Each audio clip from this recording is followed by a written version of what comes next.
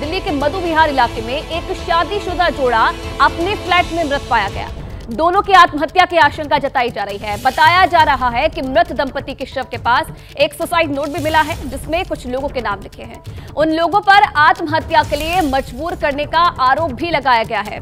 जानकारी के मुताबिक दंपति के 2 बच्चे हैं, दोनों स्कूल गए थे और तभी ये घटना हुई। बच्चों की जानकारी के बाद फ्लैट का गेट तोड़ा गया। फ्लैट के अंदर एक कमरे में दोनों दंपतियों के शव मिले। पूरा मामला क्या है, अभी फिलहाल इसका पता लगाया जा रहा है। पूर्वी दिल्ली के मधु विहार इलाके में एक शादीशुदा जोड़े का आत्महत्या का मामला सामने आया है।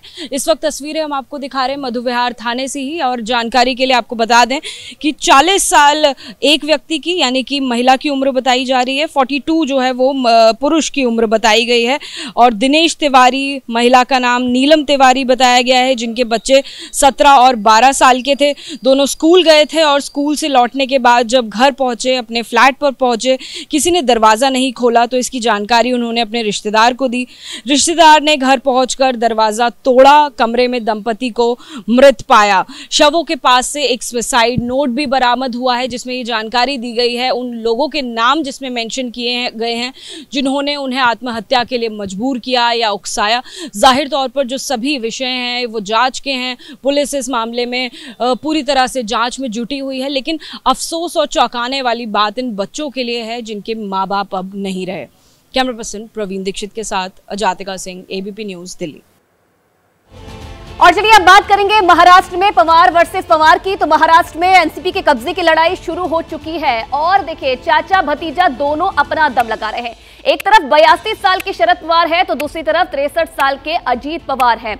और जो दावा 40 विधायकों के समर्थकों का कर रहे थे, लेकिन बांद्रा वाली मीटिंग में अजीत पवार को मिलाकर सिर्फ 31 विधायक जुटे हैं। एनसीपी के नाम और निशान और झंडे पर दावा ठोक चुके अजीत पवार इसके बावजूद अपने चाचा को पार्टी के राष्ट्रीय अध्यक्ष की कुर्सी से हटाने का ऐलान भी कर चुके हैं। इधर दूसरी तरफ एनसीपी की कार्यकारी अध्यक्ष और शरद पवार की बेटी सुप्रिया सुले है। दावा था कि पार्टी के ज्यादातर विधायक उनके साथ हैं, लेकिन वाईबी चव्हाण सेंटर में आपको बता दें सीनियर की मीटिंग हुई तो सिर्फ 16 विधायक यहां पर पहुंचे। अपने चचेरे भाई के खिलाफ आमतौर पर चुप रहने वाली सुप्रिया सुले इस बार बेहद आक्रामक है। अब बात एनसीपी की कलह कथा के सबसे खास किरदार की, यानी कि शरद पवार की, जो 82 साल की उम्र में भी भतीजे को टक्कर दे रहे हैं और पार्टी पर अपना कब्जा बरकरार रखने के लिए पूरी ताकत से जंग लड़ रहे हैं। और देखिए हम आपको एनसीपी के इस जंग की एक डिटेल बता रहे हैं। हर पहलू को समझिए, वो समझना आपके लिए कितना जरूरी है। उससे पहले इन 3 किरदारों का स्टैंड देख लीजिए। मेरे साइड में आप इन किरदारों को देख सकते हैं। सबसे पहले बात शरद पवार के भतीजे अजीत पवार की। अजीत ने अपने चाचा को साफ मैसेज दे दिया है कि 84 साल की उम्र हो गई है आपकी और अब आप रिटायर हो जाइए। इस पर शरद पवार की बेटी यानी कि सुप्रिया सुले का जवाब आया है कि उम्र नंबर के सिवा कुछ नहीं होता है। सुप्रिया ने यह भी कहा कि सब सुन लूंगी, लेकिन माता पिता का अपमान बर्दाश्त नहीं कर सकती। शरद पवार अपने भतीजे से नाराज दिख रहे हैं, लेकिन भतीजे पर अब भी वो खुलकर वार नहीं कर रहे। इसका सबूत बैठक में भी मिला, जब शरद पवार ने कहा कि अगर अजीत को कोई दिक्कत थी तो उन्हें मुझसे बात करनी चाहिए थी। एनसीपी की घड़ी के कांटे इस तरह घूमेंगे, वक्त इस तरह बदलेगा। जिस भतीजे को उंगली पकड़कर सियासत की सीढ़ियों पर चढ़ाया, वो इस तरह पलटेगा, इसके बारे में सीनियर पवार ने शायद कभी सोचा भी नहीं होगा।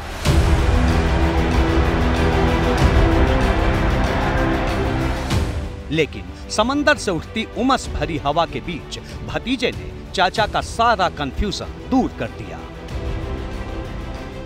IAS IPS असेल तर 60व्या वर्षी रिटायर होतात। राजकीय जीवनामध्ये असेल तर भाजपमध्ये 75 वर्षांनंतर रिटायर केलं जातं। त्याच्यानंतरच्या काळामध्ये आता नवीन पिढी पुढे येते। तुम्ही आशीर्वाद द्या ना, चुकलं तर सांगा ना अजित तुझं हे चुकलं। जिस वक्त अजित पवार बांद्रा से चाचा को सियासत की तमीज सिखा रहे थे, उस वक्त वाईबी चव्हाण सेंटर में शरद पवार के समर्थकों की भीड़ थी। बयानों की हलचल भी थी, लेकिन शोर के बीच भी अजित पवार की सारी बातें हर्फ दर हर्फ सुनी जा रही थी। कैमरे की नजर में भतीजे की बैठक का पलड़ा भारी और चाचा के मंच से रौनक लापता नजर आ रही थी। चाचा थके थके दिख रहे थे, लेकिन भतीजा जोश में इतिहास के पन्ने पलट रहा था। त्याच्यानंतरच्याही काळामध्ये आपलं 2004ला सगळ्या भुजबळ साहेबांच्या नेतृत्वाखाली, आर पाटलांच्या नेतृत्वाखाली एवढं चांगलं काम आपण केलं की आपले 71 आमदार आले, काँग्रेसचे 69 आमदार आले, दिल्लीमध्ये प्रफुल्ल पटेल साहेब हे सगळे प्रमुख नेते होते। ये दूसरा मौका है जब अजित पवार ने 2004 में लिए गए फैसले के लिए शरद पवार को भरे मंच से घेरने की कोशिश की। अजित पवार को इसका जवाब भी तुरंत मिल गया और जवाब भी किसी और ने नहीं, अपने भाई के लिए अक्सर ढाल बनती रही सुप्रिया सुले ने दिया। सुप्रिया ने अजित के बयान को शरद पवार के अपमान से जोड़ दिया।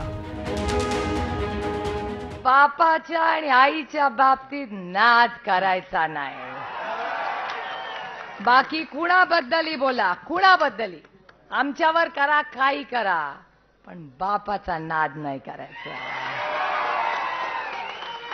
आणि ही लढाई एका व्यक्तीच्या विरोधात नाहीये, त्या भारतीय जनता पक्षाच्या प्रवृत्तीच्या विरोधात आपल्याला लढायचंय। ही लढाई आहे ती। मला अजून ते शब्द आठवत आहेत, मला तेव्हा वेदना होत्या। मंच सीनियर पवार ने भी संभाला, भतीजे को खोटा सिक्का बताकर नाराजगी दिखाई, गलती का एहसास कराने की कोशिश की, बुरे अंजाम का इशारा भी किया, लेकिन शुरू से अंत तक इमोशनल टच बनाए रखा। जो शिवसेना के साथ हुआ वही एनसीपी के साथ हुआ है। अजित पवार के मन में कुछ था तो मुझसे बात करनी चाहिए थी, सहमति नहीं हो तो बातचीत से हल निकालना चाहिए। अजीत की बात सुनकर अफसोस हुआ। गलती सुधारना हमारा काम है, आपने गलती की है तो सजा भुगतने के लिए तैयार रहें।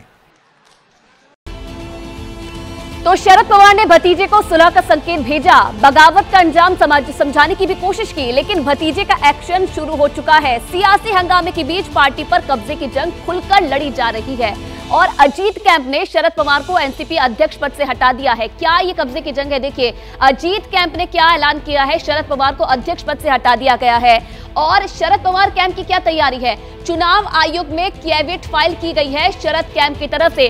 कल संख्या बल तो काम नहीं किया, अब कानूनी दांवपेच किए जा रहे हैं, किसकी पार्टी होगी एनसीपी, इसका जो खुलकर है विद्रोह किया जा रहा है और पार्टी के चुनाव चिन्ह पर भी दावा ठोक दिया गया है। इसका जवाब देने के लिए शरद पवार खेमे ने चुनाव आयोग में कैविट फाइल कर दी है। शरद पवार कैंप ने अपनी अर्जी में यह कहा है कि आयोग उनकी बात सुनने के बाद ही अपना फैसला सुनाए। तो पार्टी पर कब्जे की जंग का फैसला नंबर हमेशा से होता रहा है, जीत उसी की होती है जिसके पास ज्यादा सांसद विधायक होते हैं और इस लिहाज से फिलहाल अजीत पवार का पलड़ा भारी दिखाई दे रहा है। ऐसा भी माना जा रहा है कि इस डेवलपमेंट के बाद कुछ और विधायक सांसद उनके पाले में आ सकते हैं और जाहिर है कि शरद पवार भी लीगल ऑप्शन तलाश रहे हैं। सवाल ये भी है कि वो पार्टी बचाने के लिए आखिरकार कौन सा कानूनी रास्ता अपना सकते हैं। हमने लीगल एक्सपर्ट से इसका जवाब समझने की भी कोशिश की।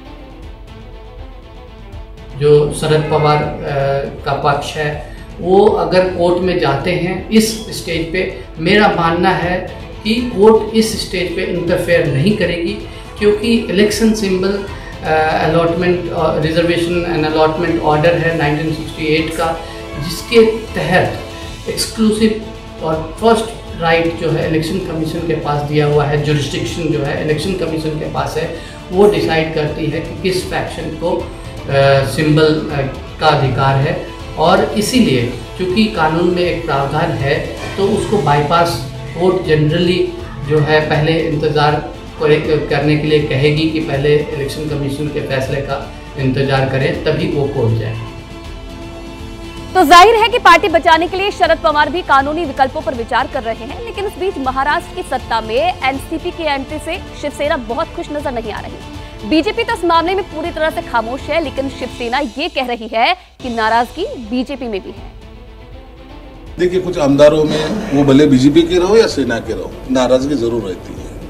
उनको लगता है कि भाई अब ये जो आए तो सत्ते में हिस्सेदारी उनको मिली है, तो कहीं न कहीं अपने को थोड़ा सा साइड ट्रैक किया गया, ये वो भी मानते हैं। लेकिन सीएम ने और डीसीएम ने बोला है कि ऐसा कुछ होगा नहीं, आपको सबको न्याय दिया जाए। वो जो अभी 9 कैबिनेट उनको दिए गए, जायज़ है कि वो 9 कैबिनेट में के कुछ कैबिनेट तो सेना बीजेपी पे जाएंगे ना, तो वो कम तो जरूर हुए और उसका थोड़ा सा नाराजगी उसी वजह से है। इस तरह से अजित पवार को लाया गया है, कोई जरूरत नहीं थी। पूरा बहुमत उनके पास था, 170 तक उनकी फिगर हो गई थी बहुमत की।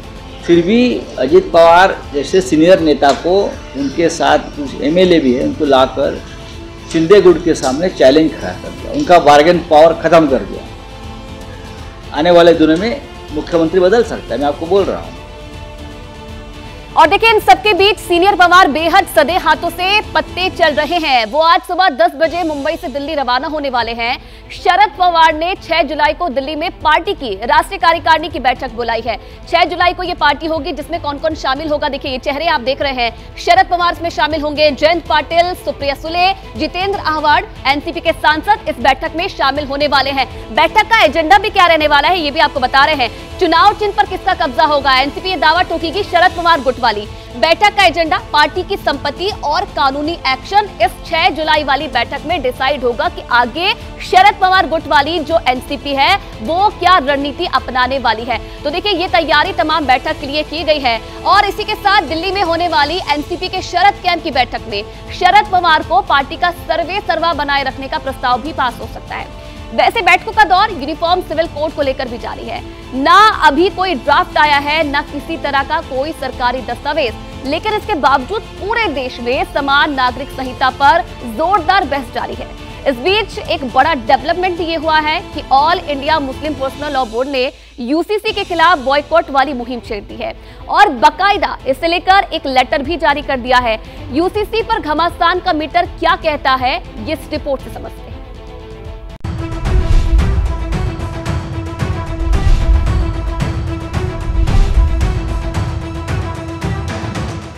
यूनिफॉर्म सिविल कोड पर माहौल गर्म है। ताबड़तोड़ हाई प्रोफाइल बैठकों का दौर जारी है। यूसीसी पर उत्तराखंड के सीएम पुष्कर सिंह धामी ने प्रधानमंत्री नरेंद्र मोदी से मुलाकात की।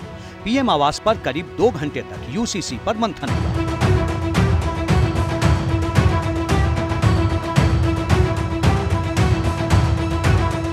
यूसीसी की जो टेम्पलेट उत्तराखंड में लागू होगी, क्या वही देश में लागू होगी? प्रधानमंत्री नरेंद्र मोदी से मीटिंग के बाद सीएम धामी ने इसके कैसे सिग्नल दिए थे, ये भी जानिए। यूसीसी का अभी ड्राफ्ट हमको मिला नहीं है। ड्राफ्ट मिलने के बाद उस पर पहले आकलन होगा, उस पर विधि के जो हमारे भी विशेषज्ञ हैं, विधि विभाग है, वो सभी लोग उसका आकलन करेंगे, उसके बाद आगे बढ़ेंगे। उत्तराखंड में यूसीसी की टेम्पलेट सेट हुई, उधर all India Muslim personal law board super active हुआ। लखनऊ में all India Muslim personal law board की बैठक हुई। मीटिंग में यूसीसी की मुखालफत का एजेंडा सेट हो गया। बैठक में ये भी साफ हो गया कि मुस्लिम समाज एकजुट होकर यूसीसी का विरोध करेगा। मुस्लिम पर्सनल लॉ हमारी शरीयत का एक अटूट हिस्सा है, जिसकी जड़ और बुनियाद कुरान और हदीस है, और अपने मुल्क के कॉन्स्टिट्यूशन ने हर शहरी को अपने मजहब पर अमल करने का पूरा इख्तियार दिया है और उसको फंडामेंटल राइट करार दिया है।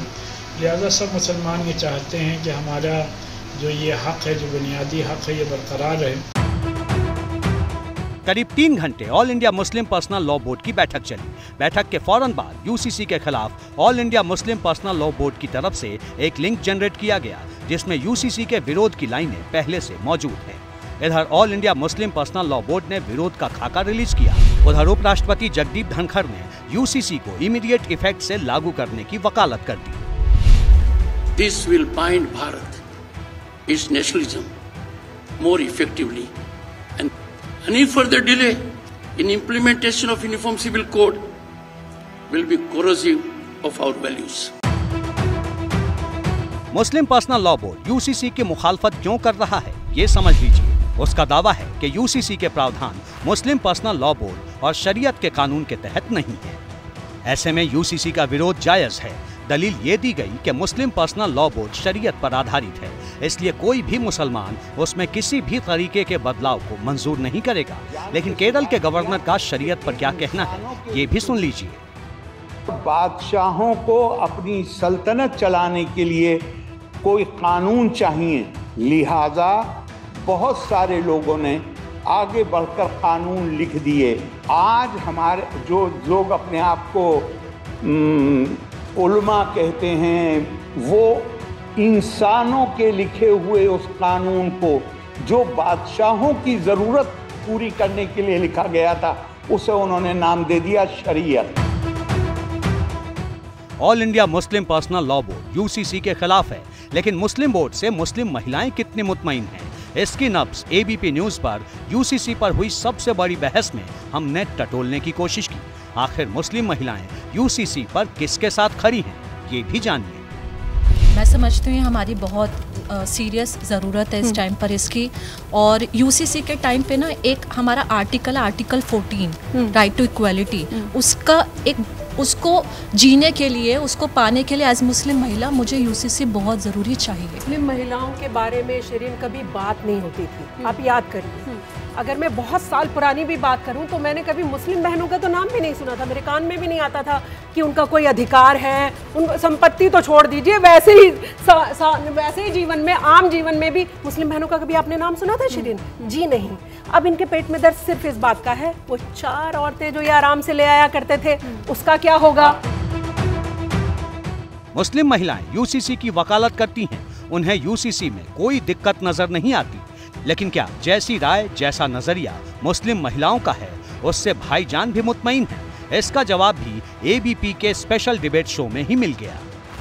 मैं समझता हूँ अभी जितनी बातें हो रही हैं वो हवा में सिर्फ हो रही हैं, और शायद 2024 के चुनाव को सामने रखकर पोलराइज करने के लिए स्पेशली मुस्लिम को जो है वो टारगेट किया जा रहा है। सब्र नहीं हो सकता तो मोदी जी जिस तरीके से नोटबंदी का ऐलान कर दिया 8 बजे, वैसे ही खड़े हुए 8 बजे ऐलान कर दे कि कल से यूसीसी लागू हो गया, क्या फर्क पड़ता है? साफ है, यूसीसी की राह जितनी आसान मानी जा रही है उतनी दिख नहीं रही।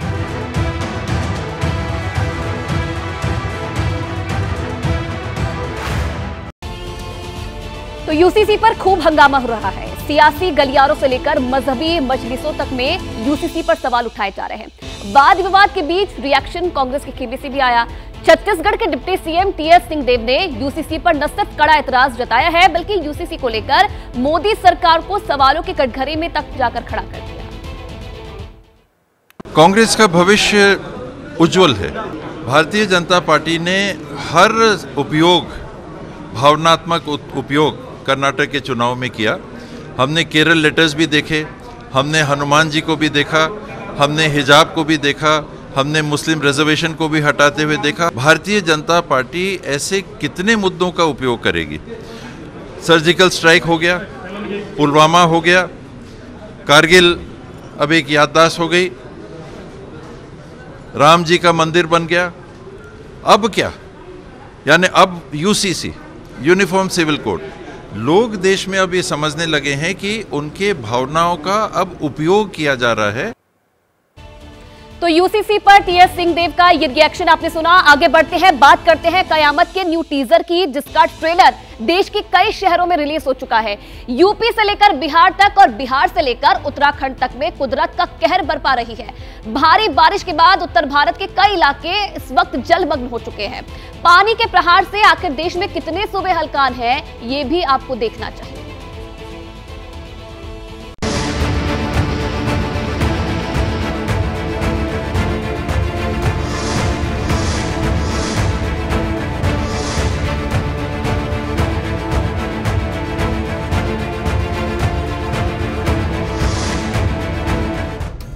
हिमाचल प्रदेश के ऊना में भारी बारिश की वजह से घरों और दुकानों में पानी घुस गया।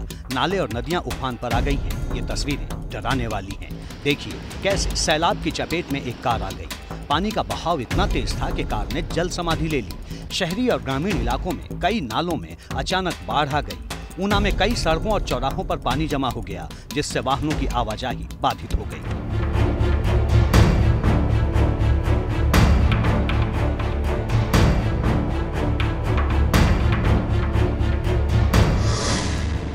सड़क पर पानी, अस्पताल में पानी, हर तरफ पानी का कब्जा है।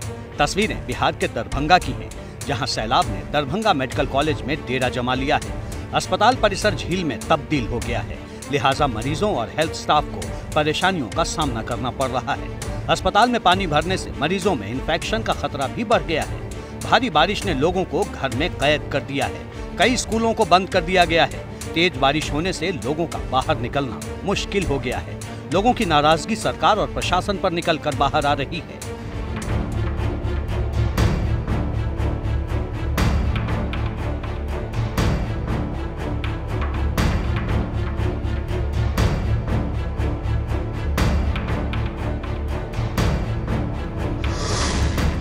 हरिद्वार में कांवड़ मेले की शुरुआत के साथ ही बड़ी संख्या में यहां पहुंचे कांवड़िए गंगा स्नान के लिए आए हैं। मेले की शुरुआत में ही 4 कांवड़िए गंगा का जल स्तर बढ़ने और तेज बहाव के चलते एक टापू पर फंस गए। घाटों पर तैनात पुलिस के जवानों ने चारों कांवड़ियों को बचा लिया।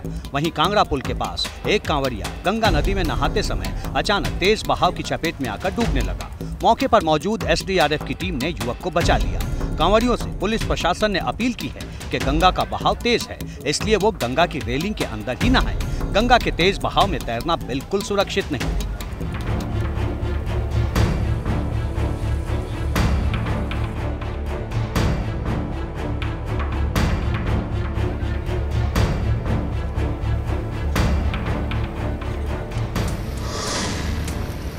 यूपी के सहारनपुर में लगातार हो रही बारिश की वजह से मां शाकंभरी देवी परिसर में अचानक पानी आ गया। पानी का बहाव इतना तेज था कि जो कुछ भी सामने आ रहा था वो बहता चला जा रहा था। अच्छी बात यह है कि पुलिस और प्रशासन की मुस्तैदी से अब तक कोई हादसा नहीं हुआ। दर्शन के लिए जाने वाले श्रद्धालुओं को बहाव से पहले ही रोका जा रहा है। श्रद्धालुओं की सुरक्षा के लिए पुलिस की टीम के साथ मंदिर मैनेजमेंट भी अलर्ट है।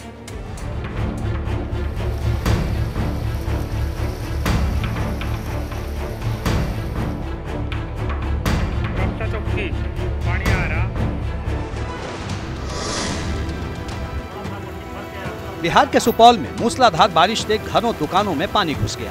निर्मली पुलिस थाना स्विमिंग पूल बन गया। जिस थाने में कैदी बंद होते हैं उसमें पानी ने अपना घर बना लिया।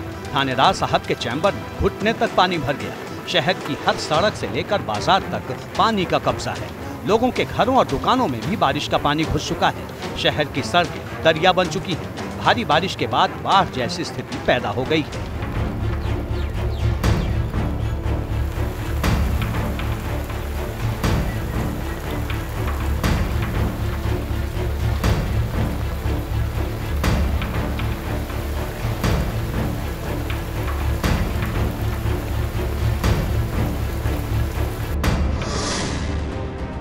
केरल के तिरुवनंतपुरम में भारी बारिश के बाद 12 जिले अलर्ट पर हैं। वलियाथुरा के कोस्टल एरिया में जलस्तर लगातार बढ़ रहा है। टीवी स्क्रीन पर दिख रही तस्वीरें डरावनी हैं। सैलाब के रौद्र रूप ने सबकी चिंता बढ़ा दी।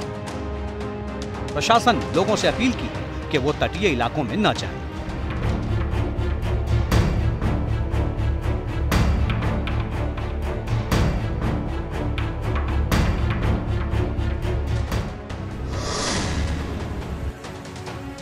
कर्नाटक के उत्तर कन्नड़ की ये तस्वीरें इसके कहर को दिखाने के लिए काफी हैं।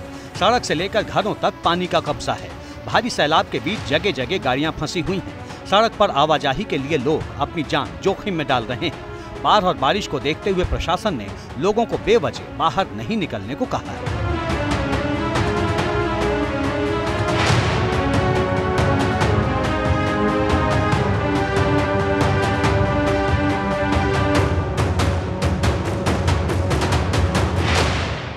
कांग्रेस इस वक्त सरकार को महंगाई के मुद्दे पर घेर रही है। कांग्रेस की तरफ से लगातार महंगी होती सब्जियों पर ट्वीट्स हो रहे हैं, प्रेस कॉन्फ्रेंस हो रही है, प्रदर्शन भी किए जा रहे हैं। लेकिन इन सारी बातों के बीच यूनियन रोड ट्रांसपोर्ट मिनिस्टर यानी कि नितिन गडकरी का एक बयान जमकर सर्कुलेट हो रहा है। राजस्थान में गडकरी ने किसानों के बीच एक बड़ा ऐलान कर दिया है। उन्होंने ये कह दिया है कि किसान अन्नदाता नहीं बल्कि ऊर्जादाता भी बन रहे हैं। इथेनॉल बनाकर पेट्रोल पर निर्भरता कम कर रहे हैं। हालांकि इस बीच गडकरी ने अपने बयान में ये भी कह दिया कि अगर इथेनॉल इसी तरह बनता रहा तो फिर पेट्रोल काफी सस्ता पड़ सकता है। आज पेट्रोल और इथेनॉल की दोस्ती का पूरा विश्लेषण होगा, लेकिन उससे पहले रिपोर्ट देखिए।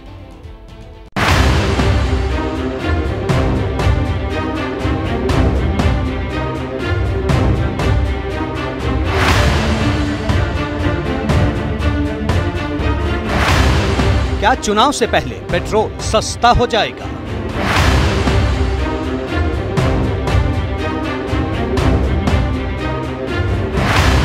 क्या पेट्रोल की कीमतों में भारी गिरावट आएगी?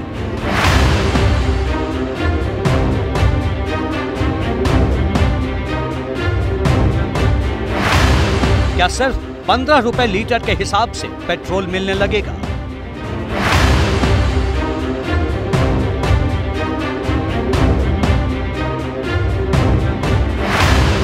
आप सोचेंगे कि अचानक ऐसा क्या होने वाला है?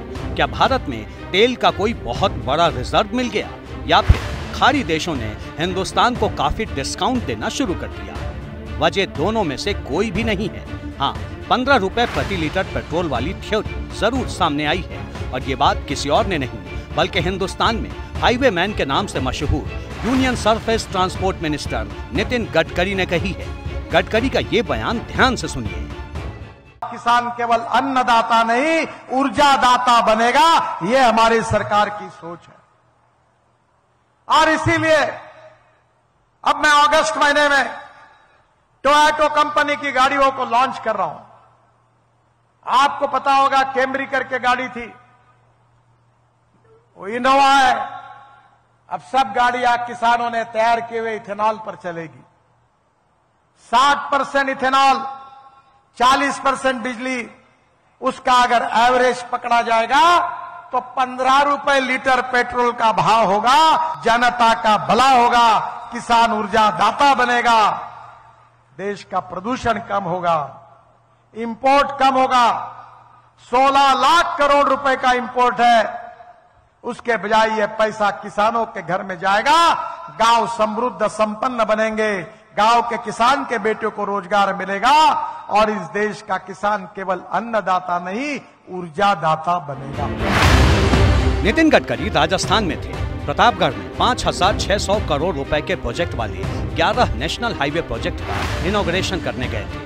इसी दौरान वो किसानों से मुखातिब हुए और स्पीच में एथनॉल के यूज के नाम पर 15 रुपए लीटर वाले पेट्रोल की बात कर दी। लेकिन गडकरी का ये कोई पहला बयान नहीं है। पिछले कुछ दिनों में गडकरी ने इसी तरह के स्टेटमेंट अलग अलग मंच से दिए। आप 120 रुपए जो पेट्रोल ले रहे हैं, उसका भाव हम 15 रुपए लीटर करेंगे। जितना एवरेज आपको 120 रुपए के पेट्रोल में मिल रहा है, उतना एवरेज आपको 15 रुपए पेट्रोल की कीमत जो है 15 रुपए, उतना लीटर का इथेनॉल का एवरेज मिलेगा। और अभी हम ऐसी गाड़ी ला रहे हैं जो 100% इथेनॉल पर चलेगी। उसके पंप खोल रहे हैं, नागपुर में शुरुआत कर रहे हैं। बजाज, टीवीएस और हीरो की स्कूटर 100% इथेनॉल पर, और वो कैमरी करके गाड़ी थी टोयोटा की, मैं अगस्त में लॉन्च कर रहा हूं गाड़ियां टोयोटा की, 100% इथेनॉल पर 40% बिजली तैयार करेगी। इसका मतलब गडकरी कह रहे हैं कि एथनॉल पर जो गाड़ी चलेगी उससे पेट्रोल की बचत होगी और गाड़ी का एवरेज ऐसा आएगा जिससे कस्टमर को लगेगा कि उसकी गाड़ी में पेट्रोल 100 रुपए लीटर नहीं बल्कि 15 रुपए लीटर के हिसाब से पड़ा है। गडकरी कह रहे हैं कि हवाई जहाज का ईंधन भी किसान बना रहा है, आगे इसका और विस्तार होगा। CSIR और सेंट्रल रिसर्च रोड ऑर्गेनाइजेशन ने संशोधन किया है कि जो परली है, परली से डांबर तैयार होगा। पानीपत में परली से इथेनॉल तैयार हो रहा है, और एविएशन फ्यूल, हवाई जहाज चलने के लिए जो ईंधन लगता है, वो भी किसान बना रहा है। यही हमारे सरकार की कमाल है। स्पाइस जेट का विमान देहरादून से दिल्ली हमने किसानों ने तैयार किए हुए ईंधन पर लाया। इसमें कोई शक नहीं कि मोदी सरकार में नितिन गडकरी ऐसे मंत्री हैं जिनका काम दिखता है, नजर आता है। देश में हाईवे का जाल बन चुका है, सड़कों में सुधार हो रहा है, हाईवे की क्वालिटी सुधरी है। मगर जब गडकरी 15 रुपए लीटर पेट्रोल की बात करते हैं तो सवाल है कि आखिर वो दिन आएगा कब जनता को महंगे पेट्रोल से राहत मिलेगी? क्या सरकार ने इसकी कोई टाइमलाइन सेट की है? और सवाल तो एथनॉल की फिजिबिलिटी का भी है। क्या वाकई पेट्रोल के बदले देश एथनॉल पर दौड़ेगा? क्या इतनी बड़ी क्वांटिटी में एथनॉल पैदा हो रहा है? इनके ठोस जवाब जनता को दिए जाने चाहिए। और अब इथेनॉल को लेकर एक्सपर्ट्स का क्या कहना है, ये ऑप्शन कितना फीसिबल है, ये भी आपको सुनवाते हैं। अगर जो शुगर केन से एथेनॉल बनाए तो शुगर केन ऐसा क्रॉप है जिसमें बहुत ज़्यादा पानी की ज़रूरत होती है, और एक शुगर केन की उत्पादकता बढ़ाएंगे, हम उत्पादन बढ़ाएंगे तो पानी दूसरे क्रॉप्स के लिए कम होगा। दूसरी बात है कि अगर हम जो cellulosic ethanol means rice straw और व्हीट स्ट्रॉ और अगर जो बायोमास से इससे एथेनॉल बनाए तो ये कर सकते हैं, लेकिन इसमें प्रॉब्लम है कलेक्ट करना, इसको एक जगह लाना और इसको कन्वर्ट करना, इसका आज के हिसाब से उसकी कीमत ज़्यादा होती है। फिर भी सरकार सब्सिडी दे सकती है, यानी subsidy can be just, subsidy भी कर सकते हैं, सही भी हो सकता है, क्योंकि हमारा जो इंपोर्ट बिल है वो कम हो जाए। तो सवाल तो ये भी है कि हिंदुस्तान को फ्लेक्स फ्यूल यानी कि इथेनॉल और इलेक्ट्रिक वाहनों जैसे विकल्पों की जरूरत आखिरकार क्यों पड़ रही है? तो क्या इसका जवाब हिंदुस्तान की क्रूड ऑयल पर निर्भरता है? और एक रिपोर्ट के मुताबिक हिंदुस्तान में 32 करोड़ 63 लाख गाड़ियां हैं और इतनी गाड़ियों को चलाने के लिए पेट्रोल या डीजल की जरूरत होती है। भारत दुनिया का तीसरा सबसे बड़ा ऑयल कंज्यूमर मुल्क है, यानी हिंदुस्तान बाहर के देशों से भी भारी मात्रा में तेल मंगवाता है। साल 2022 और 2023 में भारत ने 23 करोड़ 24 लाख टन कच्चे तेल का इंपोर्ट किया, यानी इतना तेल बाहरी मुल्कों से हमने खरीदा है। इस हिसाब से भारत ने $158 बिलियन यानी कि करीब 13 लाख करोड़ के तेल पिछले साल खरीदा। 13 लाख करोड़ का मतलब ये हुआ कि भारत ने अपने बजट का 1/3 हिस्सा तेल मंगाने पर ही खर्च कर दिया। अब ये ट्रांजैक्शन रुपए में नहीं होती है, इसके लिए डॉलर खर्च करने पड़ते हैं और इसी के चलते हमारे विदेशी रिजर्व का बड़ा हिस्सा तेल खरीदने और इसे मंगाने में चला जाता है। यही वजह है कि भारत सरकार अब तेल इंपोर्ट करने के बजाय इथेनॉल, ब्लेडिंग इलेक्ट्रिक व्हीकल्स और हाइड्रोजन बेस्ड कार का प्रोडक्शन बढ़ाने पर फोकस कर रही है। भारत में फिलहाल 14 लाख इलेक्ट्रिक व्हीकल्स हैं, मगर चार्जिंग इंफ्रास्ट्रक्चर को बढ़ाना वक्त की मांग है, क्योंकि इस वक्त भारत में 2700 पब्लिक चार्जिंग स्टेशन है और अब इलेक्ट्रिक व्हीकल बढ़ते गए तो फिर साल 2030 तक भारत में करीब 21 लाख चार्जिंग स्टेशंस की जरूरत होगी। और देखिए, इसी बात को एक्सपर्ट भी सवाल करते हैं और उनका ये कहना है कि सरकार इलेक्ट्रिक व्हीकल्स के लिए जो चार्जिंग पॉइंट बनाने पर जोर दे रही है, लेकिन इस दिशा में काम और तेजी से होना चाहिए। अभी हो रहा है, बन रहा है, गवर्नमेंट लगी हुई है, पूरा जोश है। हाईवेज के ऊपर जाइए, वहां पे भी जो नए हाईवेज बन रहे हैं वो हमारे मंत्री साहब इज मेकिंग श्योर कि आपको चार्जिंग पॉइंट्स आपको मिलेंगे। बाकी उसके ऊपर बिजली कहाँ से आएगी, वो मिलेगी उस 24 घंटे या नहीं, अब उसकी हमको कोई गारंटी नहीं है। सिर्फ अपने फिंगर्स क्रॉस करके बैठे हैं कि जब हम हाईवे के ऊपर पहुंचे हों, 500 किलोमीटर चल लिए और अब हमारा खत्म हो गया बैटरी चार्ज, तो हम जहाँ पर जाएंगे वहाँ पर हमको बैटरी चार्ज करने के लिए सुविधा मिलेगी और साथ में करंट भी मिले। अब ये नहीं है कि हम वहाँ बैठे रहेंगे तो हम कब तक बच्चों के साथ आप एक हाईवे के ऊपर बैठ सकते हो अकेली जगह में। मेरे अपनी ऑब्जर्वेशन तो कहती है कि अभी we are not geared up yet. बाकी गवर्नमेंट की तरफ से देखेंगे तो पूरी कोशिश चल रही है। यूपी के बागपत से एक बड़ी खबर आपको बता दें, एक दर्दनाक घटना सामने आई है, जहां एक बच्चे की नाले में गिरकर डूबने से मौत हो गई।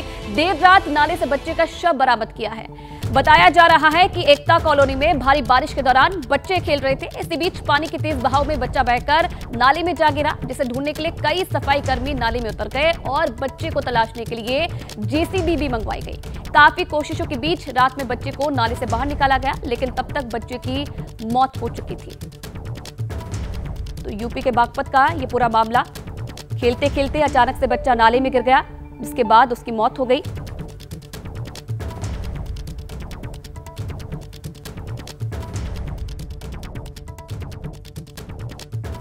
दरअसल बात ऐसी है कि बागपत के अंदर बहुत तेज़ी से बरसात थी। बरसात होने के कारण बच्चे रास्ते से गुजर रहे थे। एक अरशद नाम का बच्चा था जो नाले में गिर गया। नाले में बहने के कारण उसकी मौत हो गई है।